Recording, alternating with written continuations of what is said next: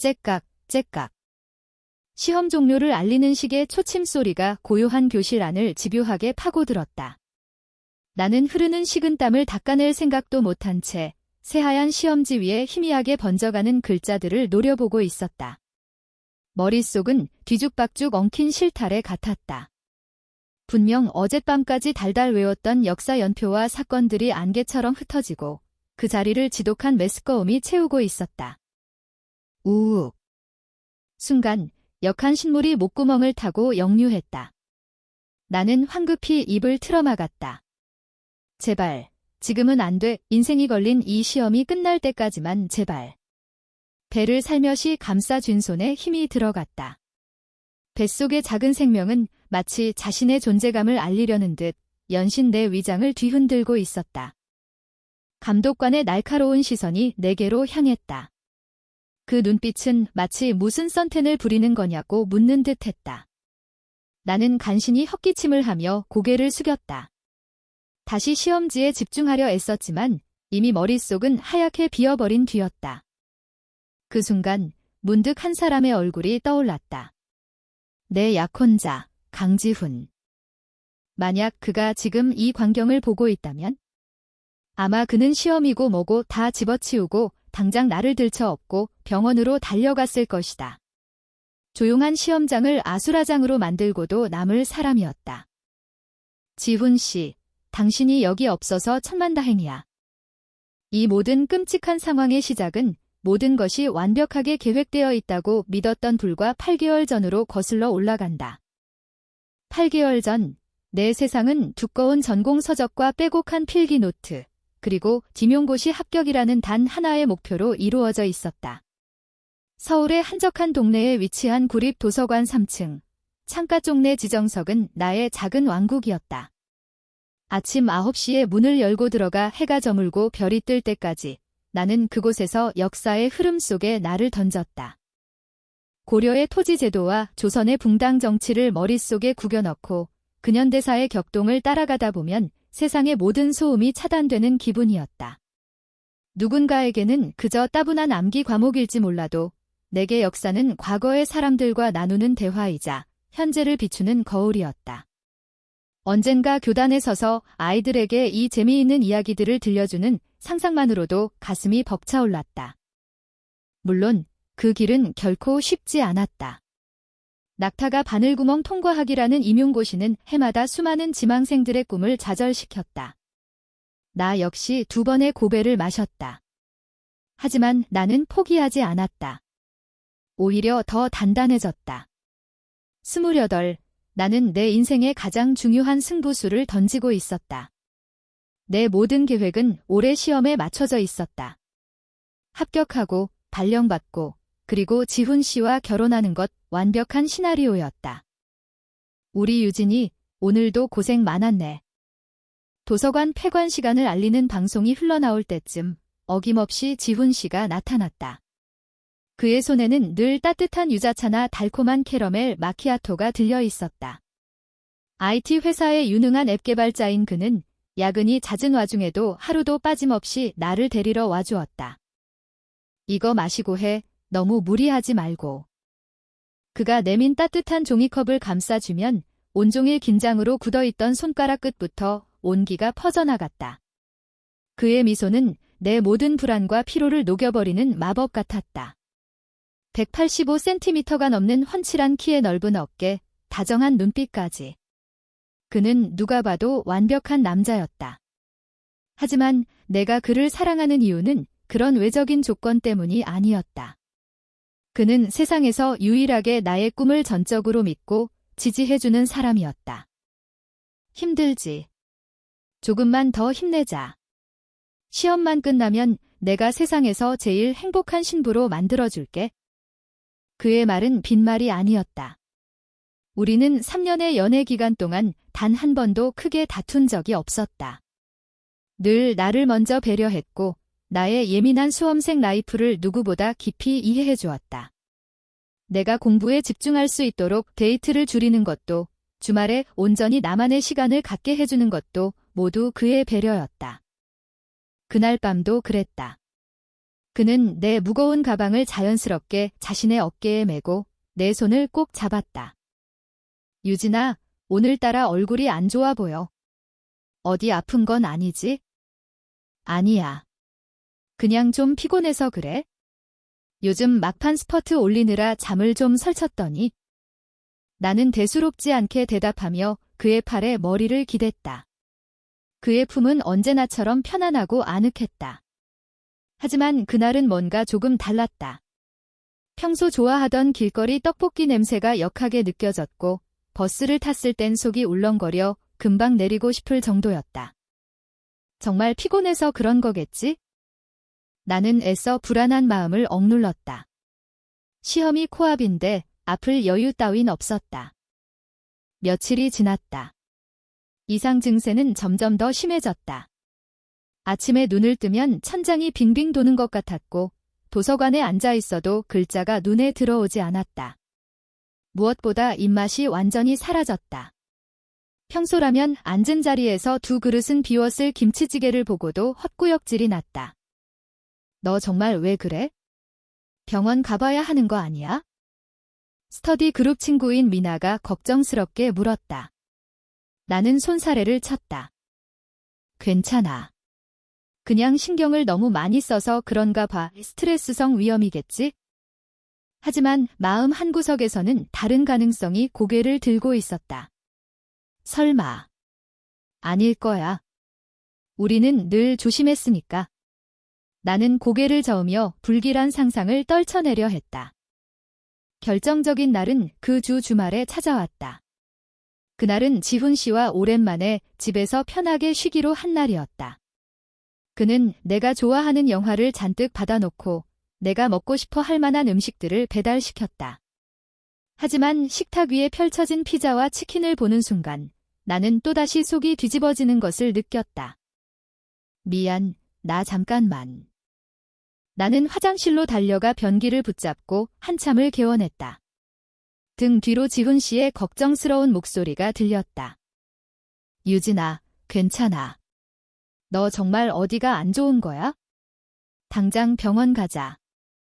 그가 내 등을 두드려주는 손길을 느끼며 나는 문득 깨달았다. 마지막으로 생리를 한 게 언제였지? 머릿속 달력이 빠르게 돌아갔다. 한 달 아니, 한 달이 훌쩍 넘었다. 시험 준비에 정신이 팔려 날짜 가는 것도 잊고 있었다. 심장이 쿵 하고 바닥으로 떨어지는 기분이었다. 화장실에서 나온 내 얼굴은 사색이 되어 있었다. 지훈 씨는 소파에 앉아 어쩔 줄 몰라 하며 나를 바라봤다. 나 잠깐 나갔다 올게. 어딜까? 이 시간에. 내가 같이 가줄게. 아니야, 금방 올 거야. 약국 좀. 나는 그의 만류를 뿌리치고 도망치듯 집을 나섰다. 심장이 미친 듯이 뛰었다. 제발 아니기를. 제발 내가 생각하는 그것만은 아니기를. 약국에서 임신 테스트기 2개를 사서 집으로 돌아오는 그 짧은 길이 천길 낭떠러지처럼 느껴졌다. 다시 화장실 문을 잠갔다. 설명서를 읽는 손이 덜덜 떨렸다. 몇 분 후 나는 하얀 플라스틱 막대 위에 선명하게 떠오른 2줄을 망연자실하게 바라보고 있었다. 의심의 여지가 없었다. 임신이었다. 화장실 바닥에 주저앉았다. 머릿속이 새하여졌다. 기쁨, 슬픔, 혼란.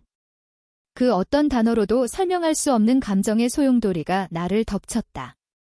아이, 지훈 씨와 나의 아이, 생각만으로도 가슴 벅찬 일이었다. 하지만 동시에 눈앞이 캄캄해졌다. 내 시험은? 내 꿈은? 지난 몇 년간 내가 쌓아 올린 모든 것이 한순간에 무너져 내리는 것 같았다. 얼마나 그러고 있었을까? 문밖에서 조심스러운 노크 소리와 함께 지훈 씨의 목소리가 들렸다. 유진아, 안에 있어? 무슨 일이야? 나는 비틀거리며 일어나 문을 열었다. 그리고 아무 말 없이 그에게 테스트기를 건넸다. 그는 어리둥절한 표정으로 그것을 받아들었다. 그리고 2줄을 확인한 순간 그의 눈이 믿을 수 없다는 듯이 커졌다. 이게 뭐야? 유진아, 이거. 그의 목소리가 떨리고 있었다. 나는 그저 고개를 끄덕였다. 다음 순간 그는 나를 와라 끌어안았다. 너무 세게 안아서 숨이 막힐 지경이었다. 세상에 세상에, 유진아. 진짜야? 정말이야? 그는 아이처럼 기뻐하며 외쳤다. 그의 얼굴에는 순수한 환희와 감격만이 가득했다. 그는 내 얼굴을 붙잡고 연신 입을 맞추고 다시 나를 번쩍 들어 올려 뱅그르르 돌았다. 아버지.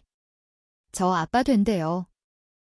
하늘에 대고 소리치는 그를 보며 나는 마지못해 웃음을 지었다. 그의 기쁨이 온전히 내게도 전해져야 하는데 이상하게도 마음 한구석에서는 차가운 불안의 그림자가 점점 더 길게 드리워지고 있었다. 그는 몰랐다. 이 작은 생명의 등장이 우리의 완벽했던 계획을, 그리고 우리의 관계를 얼마나 송두리째 뒤흔들어 놓을지를. 그리고 그의 넘치는 사랑이 머지않아 나를 숨막히게 할 감옥이 될 것이라는 사실을. 그날 밤, 나는 지훈 씨의 품에 안겨 잠이 들면서 생각했다. 어쩌면 괜찮을지도 모른다. 그가 이렇게나 기뻐하니까? 우리는 함께라면 무엇이든 이겨낼 수 있을 것이다. 하지만 그것은 폭풍전야의 고요함 속에서 피어난 어설픈 희망에 불과했다. 그날 이후 내 세상은 두 개로 나뉘었다. 하나는 여전히 임용고시 합격이라는 목표를 향해 달려가는 수험생 서유진의 세상이었고, 다른 하나는 내 의지와는 상관없이 시시각각 변해가는 내 몸과 그 안에서 자라나는 작은 생명의 세상이었다. 그리고 그 두 세상의 경계에서 강지훈이라는 남자는 점점 더 낯선 모습으로 변해가고 있었다. 임신 초기의 낭만적인 상상은 한낱 신기루에 불과했다. 현실은 딥더디라는 이름의 지옥이었다. 아침에 눈을 뜨는 순간부터 지독한 메스꺼움이 나를 덮쳤고 세상의 모든 냄새가 나를 공격하는 무기처럼 느껴졌다. 한때 나의 안식처였던 도서관은 고통의 공간으로 변했다. 퀴퀴한 책 냄새, 옆자리 학생이 마시는 믹스커피 냄새, 심지어 누군가 뿌린 희미한 향수 냄새까지도 견딜 수가 없었다. 나는 결국 도서관을 포기하고 집에서 공부하기로 했다. 하지만 집 역시 안전지대는 아니었다. 문제는 바로 지훈 씨였다. 유진아, 일어났어. 내가 임산부한테 좋다는 전복죽 끓였어. 이거 먹고 힘내자. 앱 개발자로서 밤낮 없이 코드를 들여다보던 그가 난생 처음 해보는 요리에 열을 올리기 시작했다. 인터넷을 뒤져 김산부에게 좋은 음식 10가지 같은 정보들을 섭렵했고, 퇴근길에는 마트에 들러 신선한 식재료를 사오는 것이 그의 새로운 일과가 되었다. 그의 정성은 눈물나게 고마웠지만 문제는 그 결과물이었다. 그가 정성껏 끓인 전복죽의 비릿한 냄새가 온 집안에 진동하는 순간 나는 위액이 역류하는 것을 느끼며 화장실로 달려가야 했다. 우욱헉. 변기를 붙잡고 한참을 개워내는 내 등 뒤로 어쩔 줄 몰라 하는 그의 안타까운 목소리가 들렸다. 괜찮아. 왜 그래? 몸에 좋은 것만 넣었는데. 그는 실망한 기색이 역력했다. 나는 헬쑥해진 얼굴로 그를 보며 간신히 말했다. 미안해. 지훈식 냄새 때문에 지금은 그냥 아무것도 먹고 싶지 않아. 안 돼. 굶으면 아기한테 안 좋아. 뭐라도 먹어야지. 그럼 내가 과일이라도 깎아줄게. 새콤한 게 당기지 않아? 그는 내 말을 듣는 것 같았지만 결국 자신의 논리대로 움직였다. 그의 머릿속에는 오직 김산부는 잘 먹어야 한다는 대원칙만이 존재했다. 내가 지금 원하는 것이 향긋한 과일이 아니라 그저 냄새 없는 맨밥에 시원한 물 한 잔이라는 사실을 그는 이해하지 못했다. 아니, 이해하려 하지 않았다. 그의 과잉 보호는 음식에만 국한되지 않았다. 내가 책상에 앉아 공부를 시작한 지 1시간이 채 되지 않았을 때 어김없이 그의 전화가 걸려왔다. 우리 아기 엄마, 공부 잘 돼가? 화면에 뜨는 애칭을 보는 순간 한숨이 절로 나왔다. 나는 최대한 아무렇지 않은 척 전화를 받았다. 응, 지훈 씨, 나 공부하고 있었어. 너무 오래 앉아있으면 안 돼. 중간중간 일어나서 스트레칭도 좀 하고. 허리는 안 아파. 괜찮아. 아직 그 정도는 아니야? 혹시 뭐 먹고 싶은 거 생기면 바로 전화해. 내가 10분 안에 배달시킬게. 알았지? 그의 다정한 목소리는 이제 더 이상 위로가 되지 않았다. 그것은 나의 집중력을 흐트리는 소음이었고 나를 통제하려는 보이지 않는 족쇄 같았다. 전화는 1시간에 한 번꼴로 울렸다.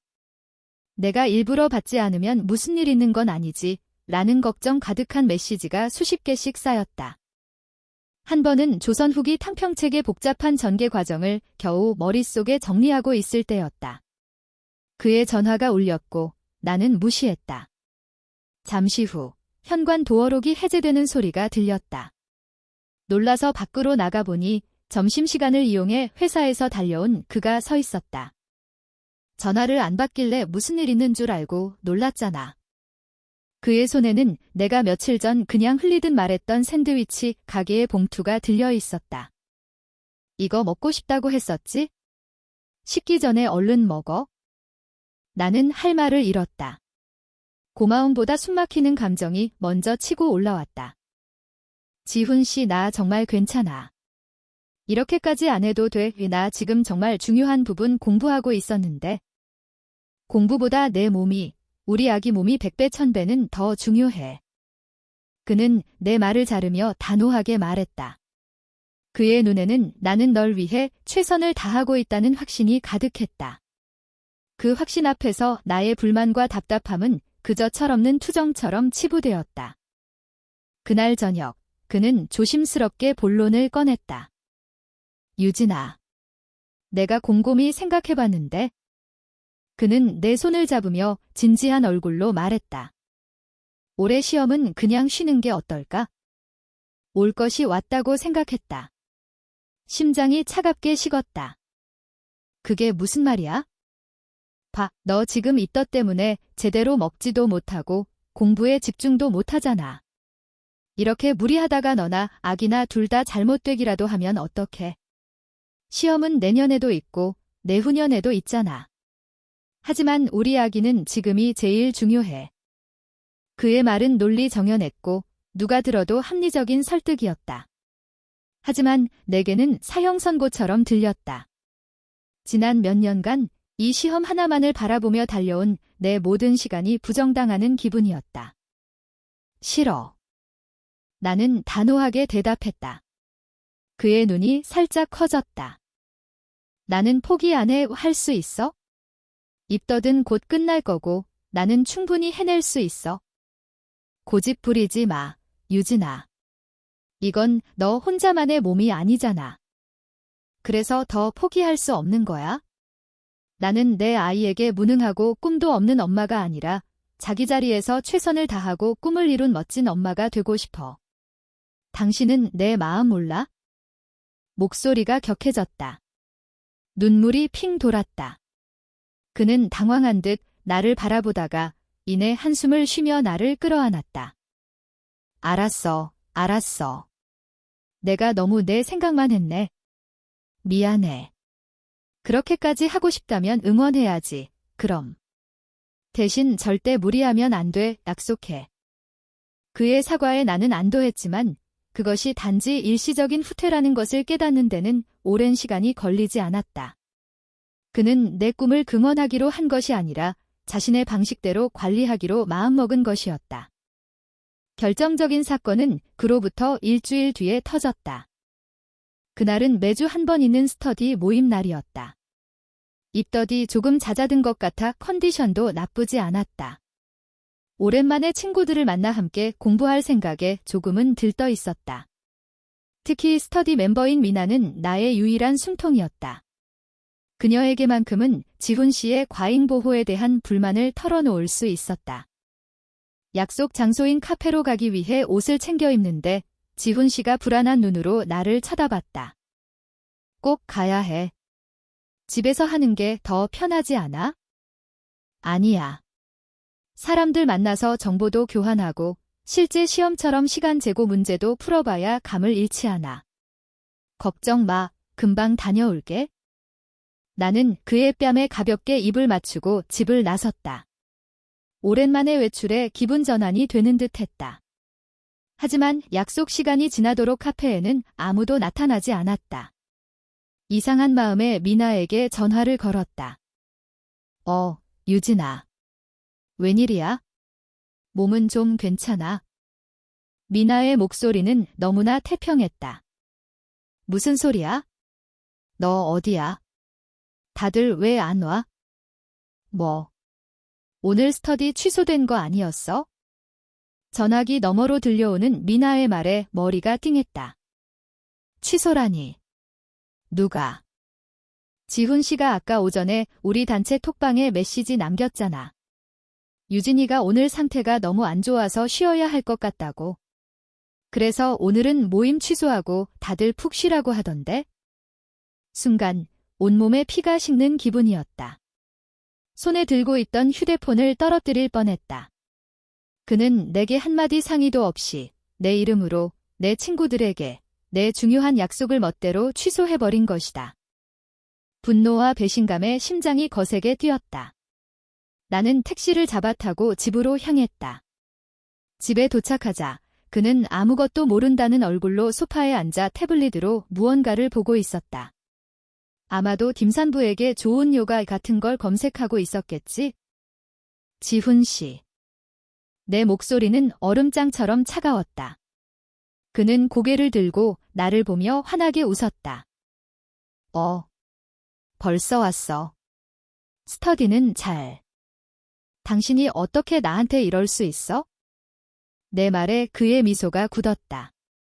무슨 말이야? 스터디 모임 말이야. 왜 당신 마음대로 취소해? 왜 나한테는 한마디 말도 없이 그런 짓을 한 거냐고. 그는 잠시 당황하더니 이내 당연하다는 듯이 대답했다. 아침에 보니까 당신 얼굴이 너무 안 좋아 보였어. 힘든데 억지로 나가는 것 같아서 내가 대신 말해준 거야? 널 위해서 그런 거라고. 나를 위해서? 헛웃음이 터져나왔다. 그게 나를 위한 거야? 내 친구들 앞에서 나를 무슨 스스로 아무것도 결정 못하는 바보로 만드는 게? 내 유일한 숨통을 당신 마음대로 막아버리는 게 그게 날 위한 거냐고. 말이 너무 심하잖아. 나는 그냥 내가 걱정돼서. 걱정이면 나한테 먼저 물어봤어야지. 그건 내 약속이고 내 공부고 내 인생이야. 당신은 그럴 권리 없어. 나는 태어나서 처음으로 그에게 소리를 질렀다. 그의 다정함이, 그의 배려가, 그의 사랑이 나를 옥죄는 거대한 감옥처럼 느껴졌다. 그는 더 이상 내가 사랑했던 다정한 연인이 아니었다. 그는 나의 자율성과 꿈을 짓밟은 나의 성가신 보호자일 뿐이었다. 우리 사이에는 처음으로 깊고 차가운 균열이 생겼다. 그날 밤, 우리는 등을 돌리고 누웠다. 한 침대에 있었지만 우리 사이의 거리는 그 어느 때보다도 멀게 느껴졌다. 나는 깨달았다. 진짜 싸움은 지금부터 시작이라는 것을. 나는 이 시험과도 싸워야 하고 내 몸과도 싸워야 하며 그리고 무엇보다 내가 사랑하는 이 남자와도 싸워야만 했다. 그날 밤의 냉전 이후 우리 집의 공기는 눈에 띄게 무거워졌다. 지훈 씨는 상처받은 강아지 같은 눈으로 나를 힐끔거렸고 나는 그 시선을 애써 외면하며 책상 앞에 앉았다. 그는 분명 자신의 행동이 잘못되었다는 것을 어렴풋이 느끼는 듯했지만 근본적인 문제는 해결되지 않았다. 그의 머릿속에는 여전히 나는 유진이와 아기를 보호해야 한다는 강박적인 사명감이 자리 잡고 있었다. 나는 이대로는 안 되겠다고 생각했다. 그와 나, 그리고 우리 아기의 미래를 위해서라도 명확한 경계선이 필요했다. 나는 며칠간 고민한 끝에 그를 마주보고 앉혔다. 지훈 씨, 우리 얘기 좀 해. 내 진지한 목소리에 그도 긴장한 듯 자세를 바로 했다. 나는 차분하지만 단호한 어조로 입을 열었다. 나는 당신이 나랑 아기를 얼마나 사랑하고 걱정하는지 알아. 정말 고마워. 하지만 당신의 방식은 나를 힘들게 해. 내가 뭘 어쨌는데? 당신은 나를 믿지 않아. 내가 내 몸 상태를 조절하고 내 공부 계획을 지켜나갈 수 있다는 걸 믿어주지 않아. 모든 걸 당신이 통제해야만 안심이 되는 거잖아. 그는 입을 꾹 다물었다. 정곡을 찔린 표정이었다. 그러니 우리 규칙을 정하자. 첫째, 내 공부 시간에는 절대 방해하지 않기. 전화나 메시지도 정말 위급한 일이 아니면 참아줘. 둘째, 내 스케줄이나 약속에 절대 관여하지 않기. 그건 내가 알아서 할게. 셋째, 음식 문제. 내가 먹고 싶다고 말하기 전에는 먼저 나서지 말아줘. 내가 지금 먹을 수 있는 건 냄새 없는 밥이랑 물, 그리고 가끔 크래커 정도가 전부야. 내 말은 그에게는 너무나 가혹한 요구처럼 들렸을 것이다. 사랑하는 사람을 위해 아무것도 하지 말라는 선언이나 다름없었으니까. 그의 얼굴에 실망과 서운함이 스쳐 지나갔다. 하지만 그는 잠시 침묵 끝에 힘겹게 고개를 끄덕였다. 알았어. 그렇게 할게. 당신이 힘들다면 내가 참아야지. 그의 약속을 받아낸 후 나는 잠시나마 평화를 되찾은 듯 했다. 그는 정말로 내 공부 시간을 방해하지 않으려 애썼다. 내가 책상에 앉아 있으면 거실에서 TV도 켜지 않고 발소리를 죽여가며 조용히 움직였다. 하지만 그의 노력은 얼마 가지 않아 또 다른 형태의 집착으로 변질되었다. 어느 날 공부를 하다 잠시 허리를 펴기 위해 거실로 나왔다가 나는 소파 옆에 낯선 물건이 설치된 것을 발견했다. 작고 하얀 최신형 가정용 CCTV였다. 이게 뭐야? 내 질문에 주방에서 과일을 깎던 그가 아무렇지 않게 대답했다. 아, 그거. 요즘 세상이 흉흉하잖아. 당신 혼자 집에 있는 시간도 많고. 혹시 무슨 일 생길까 봐 보안용이야. 보안용. 보안용.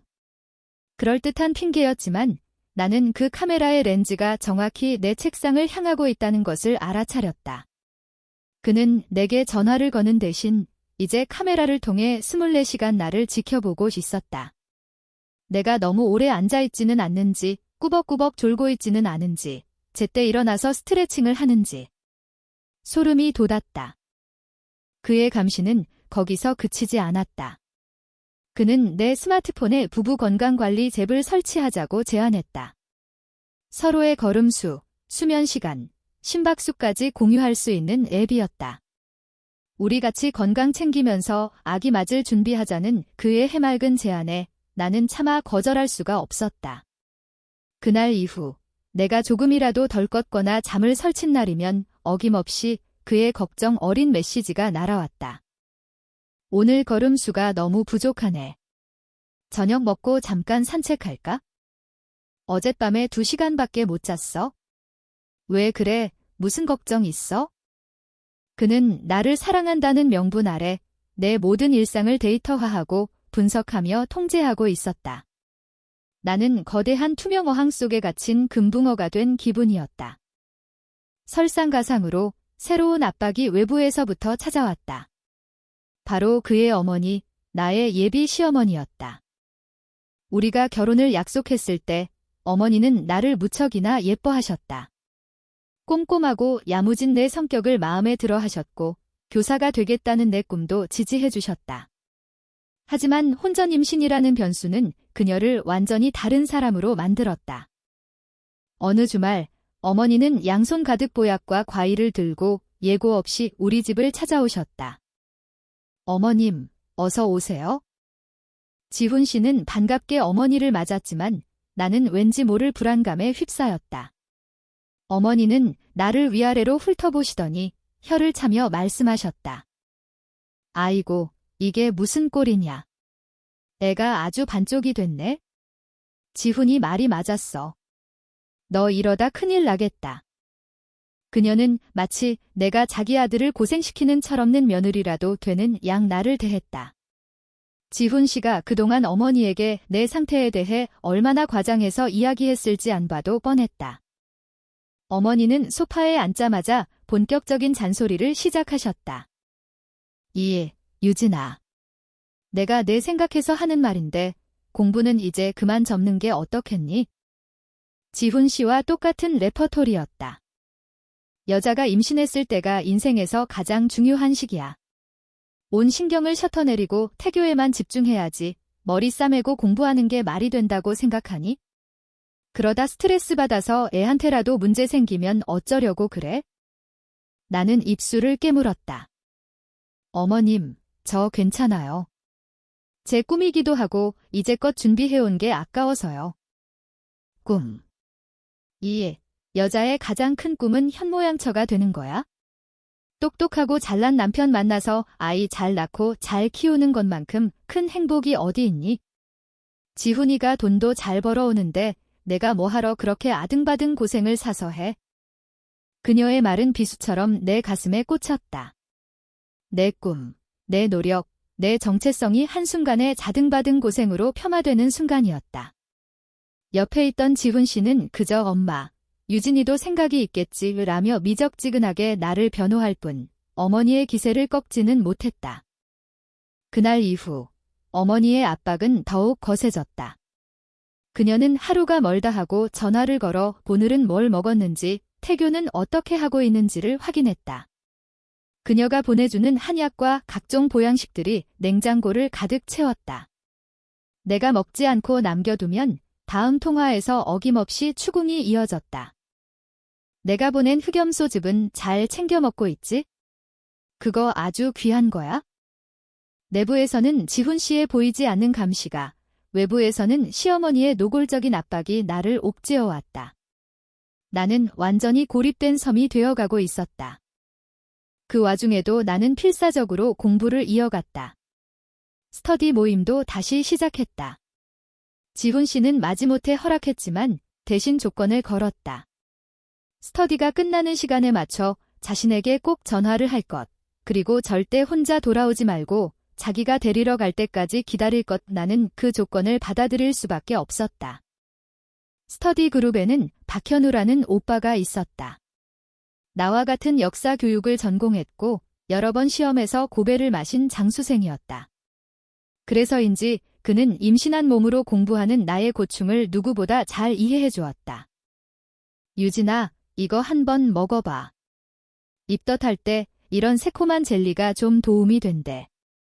이 부분은 혼자 정리하기 힘들 텐데 내가 요약본 만들어 놨거든. 이따 복사해 줄게. 그의 친절은 순수했고 어떤 의도도 없었다. 그는 그저 힘든 상황에 놓인 동료를 돕고 싶었을 뿐이다. 나는 그의 배려에 진심으로 고마움을 느꼈다. 하지만 이 모습이 지훈 씨의 눈에는 좋게 보일 리가 없었다. 어느 날 스터디가 끝나고 지훈 씨를 기다리고 있을 때였다. 현우 오빠가 남아서 내가 어려워하던 파트를 설명해주고 있었다. 그러니까 이 사료는 이런 관점에서 해석하는 게 더 중요해.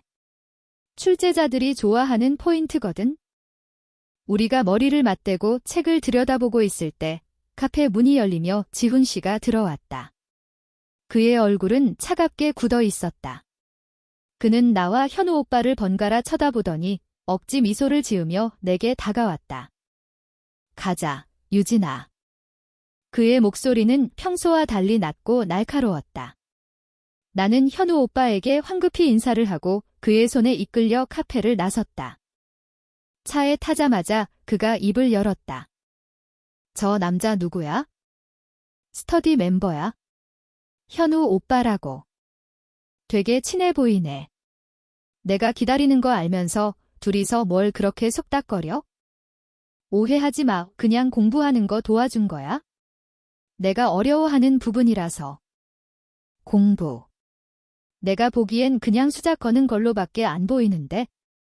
임신한 약혼녀 있는 거 뻔히 알면서 밤늦게까지 붙잡고 있는 게 정상이냐고. 그의 말도 안 되는 의심에 기가 막혔다. 당신 지금 제정신이야? 어떻게 그런 생각을 할 수가 있어? 그 오빠는 그냥 날 도와준 것뿐이야. 도와줘. 남자가 여자한테 이유 없이 친절한 거 봤어? 앞으로 그 남자랑 말 섞지 마. 스터디도 그냥 그만둬. 그 순간 무언가 툭 하고 끊어지는 소리가 들렸다. 나는 더 이상 참을 수 없었다. 그의 사랑은 이제 나를 보호하는 것을 넘어 내 인간관계까지 통제하고 의심하는 병적인 집착으로 변해 있었다. 이것은 사랑이 아니었다. 그만두라고? 당신 지금 뭐라고 했어? 나는 내 귀를 의심했다. 그의 말도 안 되는 질투와 집착이 결국 내 마지막 보루였던 스터디마저 빼앗으려 하고 있었다. 차 안의 공기가 얼음장처럼 차갑게 얼어붙었다. 말 그대로야. 그 남자뿐만 아니라 그냥 스터디 자체를 그만둬. 집에서 혼자 하는 게 속 편하겠어. 내가 뭘 더 도와주면 되는데? 과외 선생이라도 붙여줄까? 그의 목소리에는 일말의 양보도 없었다. 그는 진심으로 자신의 요구가 정당하다고 믿고 있었다. 자신의 불안감을 해소하기 위해서라면 내 세상을 얼마든지 허물어버릴 수 있다는 듯한 태도였다. 당신 정말 최악이다. 내 입에서 차가운 말이 흘러나왔다. 눈물이 핑 돌았지만 울고 싶지 않았다. 지금 울면 지는 것이다. 내가 공부하는 게 그렇게 마음에 안 들어? 내가 교사라는 꿈을 이루는 게 그렇게 싫어? 그래서 어떻게든 핑계를 만들어서 나를 주저앉히고 싶은 거야? 그런 거 아니라는 거 알잖아. 나는 그냥 당신이 걱정돼서. 걱정. 그건 걱정이 아니야. 집착이지. 당신은 지금 나를 사랑하는 게 아니라 임신한 서유진이라는 프로젝트를 관리하고 있을 뿐이야. 당신 마음대로 되지 않으면 불안해서 견디지 못하는 거라고. 우리의 대화는 평행선을 달렸다. 그는 자신의 행동이 사랑과 보호라는 이름으로 포장될 수 있다고 믿었고, 나는 그 포장지 안에 담긴 끔찍한 내용물을 보고 있었다. 그날 밤, 우리는 더 이상 아무 말도 하지 않았다. 집으로 돌아오는 길은 지옥처럼 길게 느껴졌다. 나는 그의 요구를 무시하고 스터디에 계속 나갔다. 그만두는 순간 내 인생의 주도권을 완전히 그에게 넘겨주는 셈이었다. 대신 현우 오빠와는 의식적으로 거리를 뒀다. 불필요한 오해를 만들고 싶지 않았다. 나의 이런 노력에도 불구하고 지훈 씨의 의심은 사라지지 않았다. 그는 이제 스터디가 끝나는 시간보다 30분은 일찍 와서 카페 밖에서 나를 지켜봤다. 그가 차 안에서 나를 감시하고 있다는 사실을 깨달았을 때 나는 깊은 무력감에 빠졌다. 내 인생의 모든 것이 엉망진창이 되어가고 있었다. 공부는 진도가 나가지 않았고 밤에는 잠을 설쳤다. 지훈 씨와의 관계는 최악으로 치달았고 시어머니의 압박은 계속됐다. 그 와중에 내 배는 하루가 다르게 불러왔고 몸은 점점 더 무거워졌다. 그러던 어느 날 결정적인 사건이 터졌다. 그 주에는 중요한 모의고사가 예정되어 있었다. 실제 시험과 거의 동일한 환경에서 치러지는 나의 현재 실력을 가늠할 수 있는 중요한 시험이었다. 나는 지난 몇 주간 이 모의고사를 목표로 컨디션을 조절하며 필사적으로 공부해왔다. 내 책상은 나만의 요새였다. 과목별로 정리된 서브노트, 시대별로 분류된 기출문제, 색깔별로 구분된 포스트잇들. 이 모든 것이 나만의 복잡하고 정교한 시스템 안에서 완벽한 질서를 이루고 있었다. 그 시스템은 오직 나만이 이해할 수 있는 내 머릿속의 지도와도 같았다. 어디에 어떤 내용이 있는지 눈을 감고도 찾아낼 수 있을 정도였다. 모의고사 전날 밤, 나는 마지막까지 책상에 앉아 최종 정리를 했다. 머릿속이 터져나갈 것 같았지만 내일만 잘 버티자는 생각으로 스스로를 다독였다. 늦은 밤이 되어서야 나는 침대에 쓰러지듯 누웠다. 다음 날 아침, 잠에서 깬 나는 왠지 모를 상쾌함을 느꼈다. 오랜만에 푹 잔 기분이었다. 거실로 나가자 지훈 씨가 평소보다 훨씬 밝은 얼굴로 나를 맞았다. 잘 잤어, 유진아. 내가 아침 준비해놨어. 오늘은 입덧도 좀 괜찮을 거야? 식탁 위에는 놀랍게도 내가 며칠 전부터 먹고 싶다고 노래를 불렀던 냄새 없는 담백한 누룽지가 놓여 있었다. 그는 밤새 누룽지를 직접 만들었다고 했다. 나는 오랜만에 느껴보는 그의 다정함에 조금은 마음이 누그러졌다. 어쩌면 그도 변하려고 노력하고 있는 건지도 모른다는 생각이 들었다. 고마워. 지훈 씨 정말 맛있겠다. 나는 기분 좋게 누룽지를 먹고 모의고사를 보러 갈 준비를 하기 위해 내 방으로 들어갔다. 그리고 문을 여는 순간 나는 내 눈앞에 펼쳐진 광경을 믿을 수가 없었다. 내 책상. 나의 요새. 나의 모든 것이 담겨있던 그곳이 완벽하게 정리되어 있었다. 어지럽게 흩어져 있던 책들은 크기별로 가지런히 책장에 꽂혀 있었고 과목별로 분류해 놓았던 서브노트 뭉치들은 모두 해체되어 한 곳에 쌓여 있었다. 그리고 내 시스템의 핵심이었던 벽면을 가득 채우고 있던 수백 개의 포스트잇이 모두 사라져 있었다. 나는 잠시 숨 쉬는 것을 잊었다. 멍하니 서 있는데 지훈 씨가 내 뒤로 다가와 자랑스럽게 말했다. 어때? 놀랐지? 당신 어젯밤에 너무 피곤해 보여서 시험 보러 가기 전에 기분 좋으라고 내가 큰맘 먹고 싹 치웠어. 어지러운 환경에서는 집중도 안 되잖아. 그는 활짝 웃고 있었다. 그는 자신이 얼마나 훌륭하고 배려심 넘치는 행동을 했는지 칭찬받기를 기대하는 얼굴이었다. 나는 떨리는 손으로 책상 위를 더듬었다. 그가 정리해놓은 노트 더미를 뒤적였다. 나의 시스템은 완전히 파괴되어 있었다. 시대순으로 주제별로 엮어놓았던 나의 지식지도는 이제 아무 의미 없는 종이 뭉치가 되어버렸다. 벽에 붙어있던 포스트잇들은 어디로 갔는지 보이지도 않았다. 포스트잇들은 어디 있어? 내 목소리가 가늘게 떨려 나왔다. 아, 그거. 너무 지저분하게 붙어있길래 내가 다 떼서 버렸어. 걱정 마. 내용은 내가 대충 훑어봤는데 별로 중요한 것 같지도 않던데? 별로 중요하지도 않다고? 그 포스트잇 하나하나가 지난 몇 달간 내가 피땀 흘려 정리한 핵심 키워드와 암기 공식들이었다. 그건 내 머릿속 그 자체였다. 순간 눈앞이 하얘졌다. 지난 몇 달간 억눌러왔던 모든 감정이 한꺼번에 폭발했다. 분노, 절망, 허탈함, 그리고 깊은 배신감. 나는 비명을 지르며 주저앉았다. 으아. 눈물이 본물처럼 터져나왔다. 나는 바닥에 널브러진 종이들을 미친 사람처럼 끌어안고 울부짖었다. 당신이 내 모든 걸 망쳤어. 이게 어떻게 나를 위한 거야? 당신은 날 돕는 게 아니야. 당신은 그냥 날 망가뜨리고 있을 뿐이라고. 지훈 씨는 내 격한 반응에 어쩔 줄 몰라 하며 당황했다. 유진아, 왜 그래? 나는 정말 좋은 뜻으로. 좋은 뜻. 당신의 그 빌어먹을 좋은 뜻이 내 인생을 전부 망쳐놨다고. 차라리 날 미워해. 제발 나 좀 그냥 내버려 두란 말이야. 나는 더 이상 그와 같은 공간에 있을 수 없었다.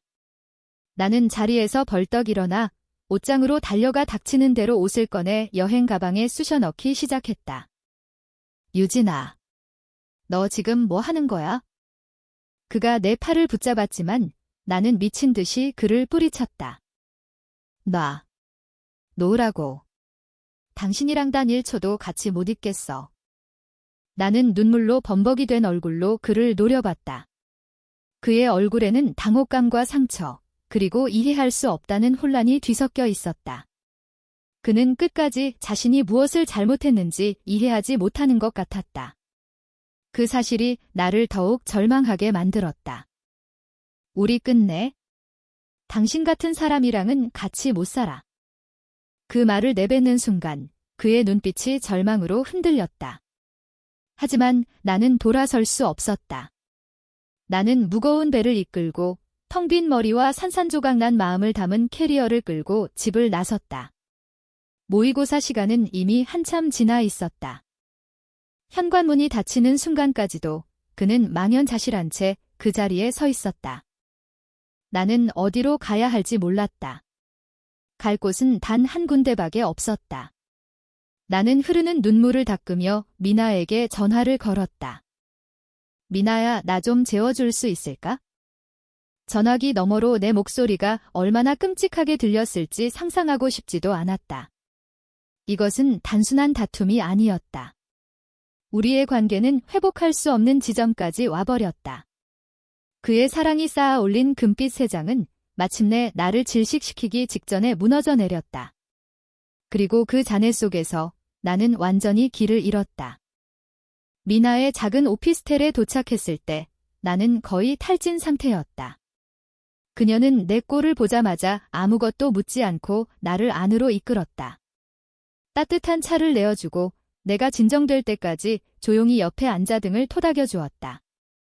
그녀의 담담한 위로 앞에서 나는 참았던 울음을 다시 터뜨렸다. 다 망했어. 그냥 다 끝났어. 나는 횡설수설하며 그동안 있었던 일들을 털어놓았다. 지훈 씨의 과잉 보호부터 CCTV, 시어머니의 압박, 그리고 오늘 아침에 일어난 끔찍한 책상 정리 사건까지. 미나는 묵묵히 내 이야기를 들어주었다. 내 이야기가 끝났을 때 그녀는 깊은 한숨을 내쉬며 말했다. 미친놈.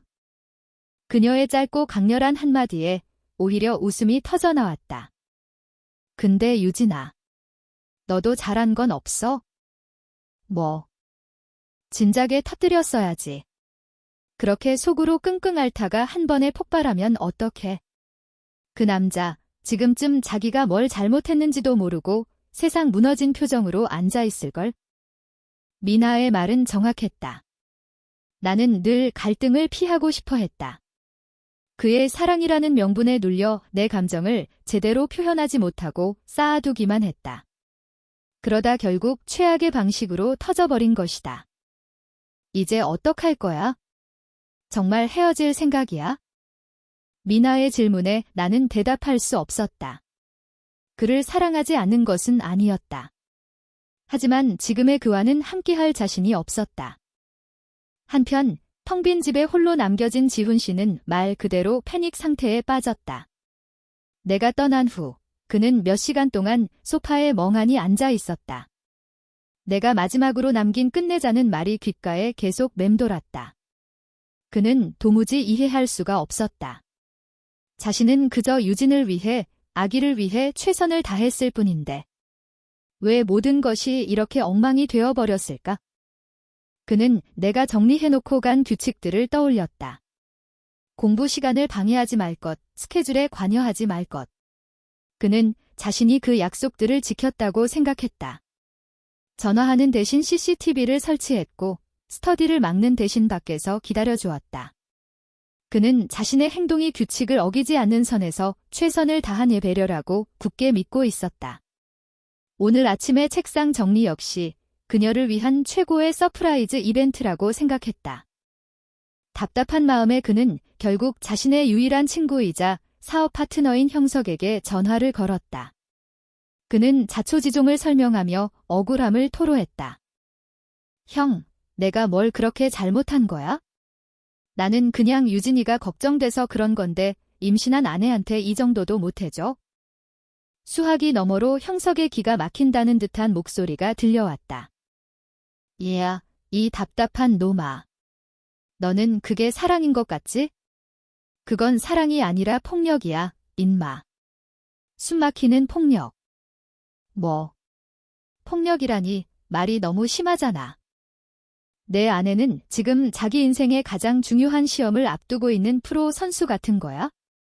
근데 너는 경기장에 난입해서 선수한테 억지로 보약 먹이고 작전판 빼둬서 내 맘대로 그림 그리고 멋대로 유니폼까지 갈아입힌 꼴이라고. 그게 응원이냐? 형석의 비유는 날카로웠고 정확했다. 지훈은 처음으로 머리를 한 대 세게 얻어맞은 듯한 충격을 받았다. 너는 유진 씨를 믿지 못한 거야? 그녀가 스스로 엄마가 될 준비와 자신의 꿈을 동시에 해낼 수 있는 강한 사람이라는 걸 내 불안감을 사랑이라는 이름으로 그녀에게 떠넘긴 거라고. 전화를 끊고 나서도 지훈은 한참 동안 멍하니 있었다. 형석의 말이 그의 머릿속을 헤집어 놓았다. 불안감.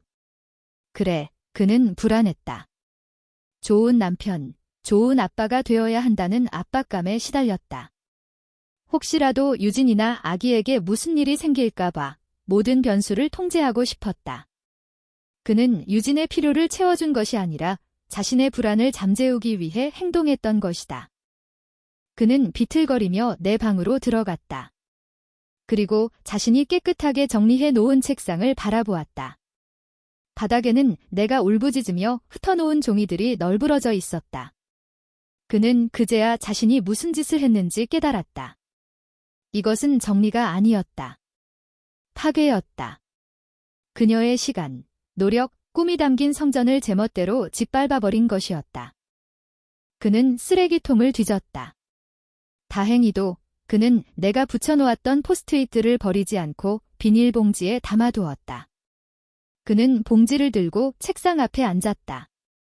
그리고는 내가 예전에 이렇게 공부하고 있다며 자랑스럽게 찍어서 미나에게 보냈던 책상 사진을 미나에게서 간신히 얻어냈다. 그는 작은 스마트폰 화면 속 사진과 실제 책상을 번갈아 보며 수백 개의 포스트잇을 하나하나 제자리에 다시 붙여나가기 시작했다. 마치 깨진 도자기를 조심스럽게 붙여나가는 장인처럼. 어떤 것은 역사 연표였고 어떤 것은 복잡한 이론의 핵심 키워드였다. 그는 그 의미를 전혀 알 수 없었지만 사진 속 위치 그대로, 그 각도 그대로 붙이려고 애썼다. 밤이 깊어졌다. 그는 밥도 먹지 않고 몇 시간 동안 그 일에만 매달렸다. 처음으로 그는 그녀를 위해 무언가를 하는 것이 아니라 자신의 잘못을 되돌리기 위해 행동하고 있었다. 다음 날 아침, 미나의 오피스텔 초인종이 울렸다. 문 앞에는 지훈 씨가 아니라 퀵서비스 기사가 서 있었다. 그가 내민 것은 커다란 보온 도시락이었다. 강지훈 씨가 보내셨습니다. 미나가 의아한 표정으로 도시락을 받아들었다. 안에는 하얀 죽과 맑은 동치미 국물, 그리고 작은 쪽지가 들어있었다. 아무 냄새도 안 나게 만들었어. 이것부터 먹고 속 좀 달래. 미안해. 글씨는 삐뚤빼뚤했다. 나는 쪽지를 들고 한참을 망설였다. 그의 행동이 또 다른 계산된 연기일지도 모른다는 의심이 들었다. 하지만 미나가 먼저 죽 뚜껑을 열어 냄새를 맡아보더니 말했다. 오, 진짜 아무 냄새 안 나네. 이 정도면 먹을 수 있겠다. 일단 먹고 생각하자. 뱃속의 애는 무슨 죄야? 나는 마지못해 숟가락을 들었다. 그리고 한 숟갈, 입에 넣는 순간 거짓말처럼 속이 편안해지는 것을 느꼈다. 그동안 그가 만들어줬던 온갖 보양식과는 차원이 달랐다. 이것은 오직 나를 위해 나의 필요를 정확히 파악하고 만든 음식이었다. 그날 오후 또다시 퀵서비스가 도착했다. 이번에는 죽이 아니라 내가 평소 즐겨 먹던 크래커와 시원한 생수, 그리고 비타민 젤리였다. 쪽지는 없었다. 그는 그저 내가 필요할 만한 것들을 아무런 생색도 내지 않고 조용히 보내주고 있었다. 나의 마음이 조금씩 흔들리기 시작했다. 그가 변하고 있는 걸까? 아니면 이것도 잠시뿐일까? 이틀 뒤, 지훈 씨에게서 전화가 걸려왔다. 나는 받을까 말까 수십 번을 망설이다. 결국 통화 버튼을 눌렀다. 유진아. 수화기 너머로 들려오는 그의 목소리는 잠겨 있었고 무척이나 지쳐 보였다. 나 때문에 힘들었을 텐데 밥은 잘 챙겨 먹고 있어? 그는 내 안부를 물었지만 돌아오라는 말은 하지 않았다. 할 말이 있어? 잠깐 얼굴 보고 얘기할 수 있을까? 내가 불편하면 내가 그쪽으로 갈게. 10분만, 아니 5분만이라도 좋아. 그의 목소리에는 예전의 고집이나 강요가 없었다. 오직 간절함만이 담겨 있었다. 나는 잠시 침묵하, 힘겹게 입을 열었다. 우리 집 앞 공원에서 봐요. 약속 장소에 나갔을 때 그는 벤치에 앉아 초조하게 나를 기다리고 있었다. 며칠 사이에 얼굴이 반쪽이 되어 있었다. 그는 나를 보자마자 자리에서 벌떡 일어났지만 섣불리 다가오지는 못했다. 우리는 말없이 공원 벤치에 나란히 앉았다. 어색한 침묵이 흘렀다. 먼저 입을 연 것은 그였다. 미안해. 그는 고개를 푹 숙인 채 말했다. 정말 미안해, 유진아. 내가 다 잘못했어. 나는 널 사랑한다는 핑계로 너를 괴롭히고 있었어. 내가 뭘 원하는지는 들으려고 하지도 않고 내 불안감을 너한테 강요했어. 내 꿈을 존중하지도 않았고 널 믿어주지도 못했어. 그의 어깨가 가늘게 떨리고 있었다. 그는 울고 있었다. 태어나서 그의 우는 모습을 처음 보았다. 내가 없는 집에서 혼자 지내면서 깨달았어. 내가 얼마나 이기적이고 멍청한 놈이었는지. 너한테 좋은 남편, 좋은 아빠가 되고 싶었는데 나는 너를 가장 힘들게 하는 사람이었어. 그는 고개를 들어 눈물로 젖은 얼굴로 나를 바라보았다. 다시 한 번만 기회를 줄 수 없을까? 돌아오라는 말 아니야?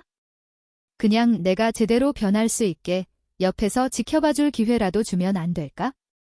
이제는 내가 뭘 원하는지 먼저 듣고 널 믿고 내 뒤에서 조용히 응원하는 사람이 될게. 내가 최고의 역사 선생님이 되는 길의 걸림돌이 아니라 가장 든든한 디딤돌이 되어주고 싶어. 제발. 그의 진심 어린 사과와 눈물 앞에서 내 마음을 굳게 닫고 있던 빗장이 서서히 풀리고 있었다. 이 남자는 변하고 있었다. 고통스러운 방식으로 그는 진짜 사랑이 무엇인지 배워가고 있었다.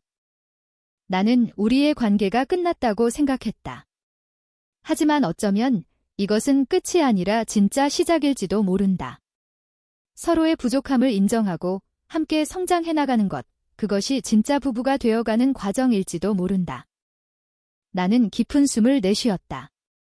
아직 해결해야 할 문제는 산더미 같았지만 나는 처음으로 희미한 희망의 빛을 보았다. 내가 집으로 돌아온 날 현관문을 열었을 때 가장 먼저 나를 맞이한 것은 익숙한 내 방의 모습이었다. 지훈 씨는 내가 나가 있는 동안 내 책상을 거의 완벽하게 복원해 놓았다. 사진만 보고 맞춘 것이라고는 믿기지 않을 정도로 수백 개의 포스트잇은 원래 있던 그 자리에 정교하게 붙어 있었다. 시대순, 주제별로 분류되어 있던 노트 뭉치들도 원래의 순서대로 정리되어 있었다. 그는 내가 얼마나 많은 시간과 노력을 들여 이 시스템을 만들었는지 비로소 몸으로 이해한 것 같았다. 아직 완벽하진 않아. 내가 보고 좀 더 손봐야 할 거야. 내 뒤에 서서 그가 조심스럽게 말했다. 나는 말없이 책상으로 다가가 손끝으로 노트들을 쓸어보았다. 모든 것이 제자리에 있었다. 이것은 단순한 복원이 아니었다. 그의 처절한 사과이자 나의 세상을 존중하겠다는 약속이었다. 그날 이후 지훈 씨는 완전히 다른 사람이 되었다. 그는 더 이상 나의 보호자가 되려고 하지 않았다. 대신 나의 가장 훌륭한 매니저이자 서포터가 되어주었다. 그는 내 하루 일과표를 존중했다. 내가 공부 시작이라고 선언하면 그는 마치 투명 인간이라도 된 듯 조용히 자신의 방으로 들어가거나 소리나지 않는 일들을 했다. 더 이상 스트레칭했어? 라고 묻는 대신 그는 정확히 1시간 간격으로 내 책상 위에 시원한 물 한 잔과 내가 좋아하는 과일 몇 조각을 조용히 놓고 사라졌다. 음식 문제도 해결되었다. 그는 더 이상 김산부에게 좋은 음식을 강요하지 않았다. 대신 매일 아침 오늘은 뭐가 먹고 싶어? 라고 물었다. 내가 아무것도 라고 대답하면 그는 군말 없이 물러났고 딸기가 먹고 싶어 라고 하면 그는 퇴근길에 도시 전체를 뒤져서라도 가장 신선하고 맛있는 딸기를 사왔다. 그의 사랑은 이제 과시적인 제공이 아니라 세심한 경청에서 비롯되고 있었다. 가장 큰 변화는 그가 나의 공부를 실질적으로 돕기 시작했다는 것이다. IT 개발자인 그는 역사에 대해서는 문외한이었지만 뛰어난 정보 검색 능력과 정리 능력을 가지고 있었다. 유진아, 이 부분 기출문제들 내가 연도별, 주제별로 싹 다 엑셀 파일로 정리해놨는데 한번 볼래? 오답률 높은 문제들만 따로 필터링도 가능해. 내가 외워야 할 연표들, 내가 암기 카드 앱으로 만들어줄까? 이동하면서 폰으로 쉽게 볼 수 있게? 그는 자신의 재능을 이용해 나의 공부를 가장 효율적인 방식으로 지원해 주었다. 밤늦게까지 공부하는 나를 위해 그는 옆에서 조용히 노트북으로 무언가를 만들고 있었다. 내가 어려운 부분을 붙잡고 끙끙대면 그는 말없이 따뜻한 차를 한 잔 타주며 조금만 쉬었다가 해, 뇌도 휴식이 필요하대라고 말해주었다. 그는 이제 나의 휴식 시간까지 관리하는 매니저가 되었지만 예전의 강압적인 방식과는 질적으로 달랐다. 그것은 존중과 신뢰를 기반으로 한 최고의 파트너십이었다. 우리의 관계가 회복되자 나는 다시 안정을 찾고 공부에 집중할 수 있었다. 입덧도 점차 잦아들었고 무거워진 몸에도 불구하고 머리는 맑아졌다. 미나는 가끔 우리 집에 들러 지훈 씨의 변화된 모습을 보며 혀를 내둘렀다. 와, 강지훈 씨 완전 개과천선했네. 서유진 조련사 자격증이라도 따야 하는 거 아니야? 그녀의 농담에 지훈 씨는 그저 머쓱하게 웃으며 내 눈치를 살폈다. 나는 그의 그런 모습이 귀여워서 웃음이 났다. 하지만 아직 마지막 관문이 남아 있었다. 바로 시어머니였다. 내가 집을 나갔었다는 사실을 알게 된 어머니는 불같이 화를 내셨다. 물론 그 화살은 전부 내게로 향했다. 배부른 줄도 모르고 복에 겨운 투정을 부린다. 김신한 몸으로 며칠씩이나 외박을 한 게 제정신이냐 등등. 그녀는 지훈 씨가 나 때문에 속을 썩이고 있다고 굳게 믿고 있었다. 어느 주말 어머니는 또다시 예고 없이 들이닥치셨다. 그날도 나는 책상에 앉아 막판 스퍼트를 올리고 있었고 지훈 씨는 주방에서 내가 먹을 간식을 준비하고 있었다. 아니, 넌 아직도 이러고 있는 거니? 내 엄마가 될 사람이 엉덩이만 무거워서 어떡해. 어머니의 날카로운 목소리가 거실을 울렸다. 나는 긴장하며 자리에서 일어났다. 또다시 잔소리가 시작될 것이라 생각했다. 그런데 그때 지훈 씨가 주방에서 나오며 어머니 앞을 막아섰다. 엄마, 조용히 좀 해주세요. 유진이 지금 공부하잖아요. 그의 단호한 태도에 어머니의 눈이 동그래졌다. 뭐? 너 지금 엄마한테 무슨 말버릇이야? 내가 틀린 말 했어? 네, 틀린 말 하셨어요. 유진이는 엉덩이가 무거운 게 아니라 자기 꿈을 위해서 누구보다 치열하게 노력하고 있는 거예요. 그리고 저는 그런 유진이가 정말 자랑스러워요. 지훈 씨는 내 손을 잡고 자신의 등 뒤로 끌어당겼다. 마치 외부의 공격으로부터 나를 지켜주는 든든한 방패처럼. 앞으로 유진이 공부하는 문제에 대해서는 엄마가 더 이상 아무 말씀 안 하셨으면 좋겠어요. 이건 유진이 인생이고 저희 부부가 함께 결정하고 응원하기로 한 일이에요. 엄마가 도와주실 거면 조용히 응원해 주시고 그게 아니면 그냥 저희를 믿고 지켜봐 주세요. 이게 제 부탁이에요. 나는 내 등 뒤에서 들려오는 그의 목소리에 울컥했다. 그가 처음으로 어머니 앞에서 온전히 내 편이 되어준 순간이었다. 그는 더 이상 어머니와 나 사이에서 어정쩡하게 눈치만 보는 아들이 아니었다. 그는 나의 남편이자 내 편이었다. 어머니는 아들의 예상치 못한 반격에 충격을 받은 듯 한동안 말을 잇지 못했다. 그녀는 서운함과 당혹감이 뒤섞인 표정으로 우리 두 사람을 번갈아 쳐다봤다. 바로 그때였다. 갑자기 내 뱃속에서 무언가 툭 하고 치는 느낌이 들었다. 처음 느껴보는 강한 움직임이었다. 나도 모르게 배를 감싸주며 작은 신음을 뱉었다. 왜 그래? 어디 아파? 지훈 씨와 어머니가 동시에 놀라 내게 다가왔다. 아니, 그게 아니라 방금 아기가 찬 것 같아. 내 말에 지훈 씨의 얼굴이 환하게 밝아졌다. 그는 조심스럽게 내 배에 손을 얹었다.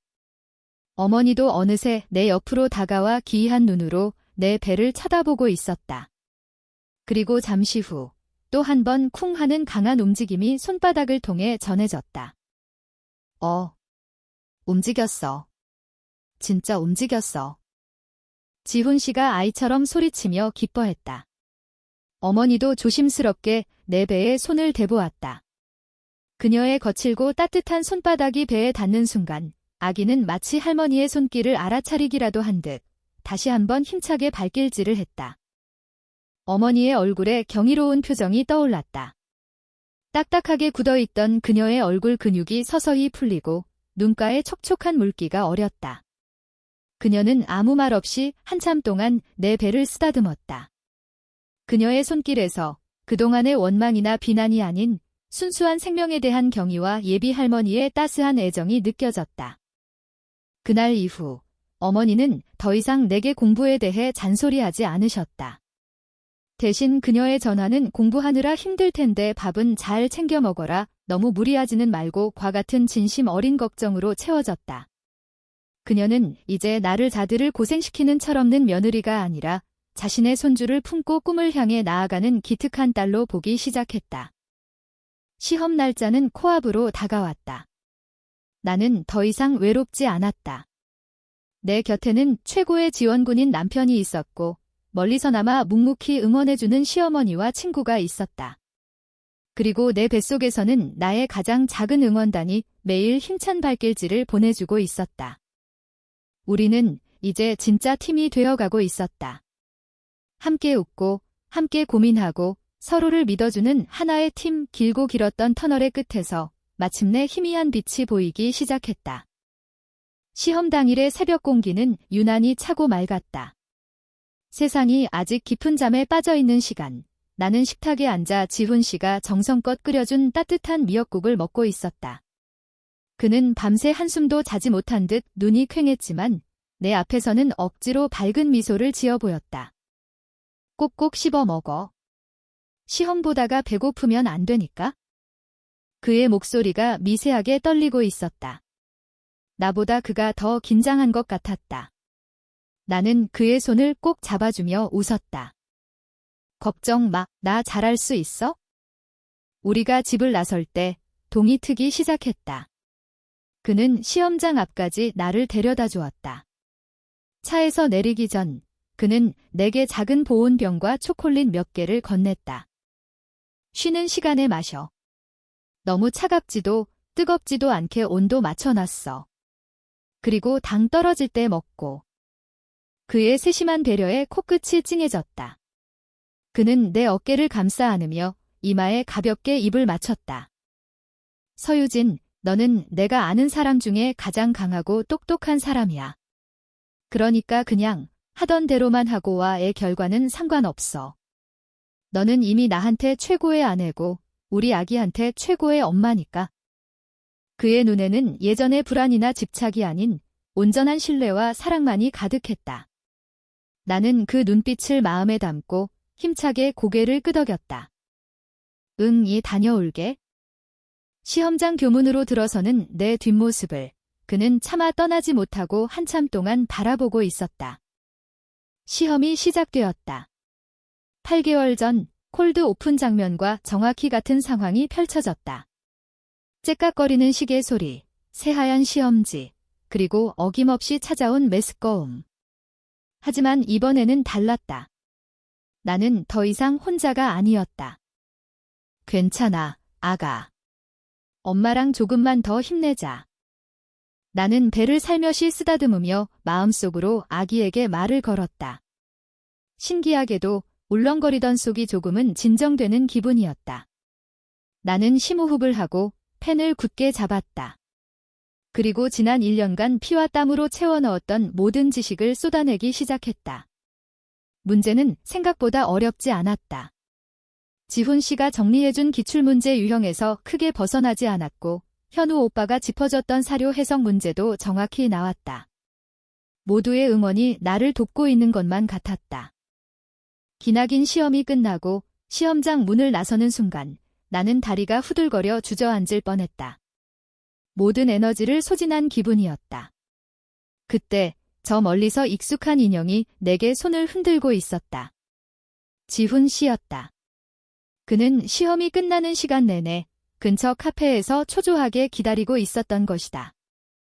나는 그를 향해 걸어갔다. 한 걸음, 한 걸음 내디딜 때마다 지난 시간들이 주마등처럼 스쳐 지나갔다. 임신 사실을 알았던 날의 충격, 입덧으로 고생했던 날들, 그의 집착에 숨막혀 했던 순간, 집을 뛰쳐나왔던 그 밤, 그리고 다시 서로를 이해하고 하나의 팀이 되어갔던 날들까지. 이 모든 것이 오늘 단 하루를 위한 여정이었다. 그의 앞에 섰을 때 나는 아무 말도 할 수 없었다. 그냥 눈물이 흘렀다. 후련함의 눈물이자 고마움의 눈물이었다. 그는 말없이 나를 꼭 안아주었다. 그의 품은 세상에서 가장 안전하고 편안한 안식처였다. 고생했어. 정말 고생 많았어, 우리 유진이. 그의 따뜻한 한마디에 나는 아이처럼 엉엉 울었다. 그 후 몇 주가 흘렀다. 우리는 초조하게 합격자 발표를 기다렸다. 그 시간 동안 우리는 함께 아기용품을 사러 다니고 산부인과에 가서 초음파 사진을 보며 웃었다. 시험 결과에 대한 불안감은 여전했지만 그것이 우리의 일상을 망가뜨리지는 못했다. 우리는 이미 결과보다 더 소중한 것을 얻었기 때문이었다. 발표 당일, 나는 차마 컴퓨터 앞에 앉을 용기가 나지 않았다. 지훈 씨가 내 대신 수험 번호를 입력했다. 잠시 흐르던 정적. 이윽고 그의 떨리는 목소리가 들렸다. 유진아. 나는 마른 침을 삼키며 그를 바라봤다. 그의 눈에 천천히 눈물이 고였다. 그리고 그는 활짝 웃으며 외쳤다. 합격이야. 서유진, 내가 합격했다고. 순간 세상의 모든 소리가 멎는 것 같았다. 나는 모니터 화면을 확인했다. 최종 합격이라는 두 글자가 선명하게 빛나고 있었다. 우리는 서로를 부둥켜 안고 한참 동안 기쁨의 눈물을 흘렸다. 내 뱃속의 아기도 우리의 기쁨을 아는지 연신 힘찬 발길질을 해댔다. 몇 달 후. 나는 만삭의 몸을 이끌고 거울 앞에 섰다. 낯선 정장 차림이었지만 어색하지 않았다. 내일은 내가 교사로서 처음 교단에 서는 날이었다. 꿈에 그리던 순간이었다.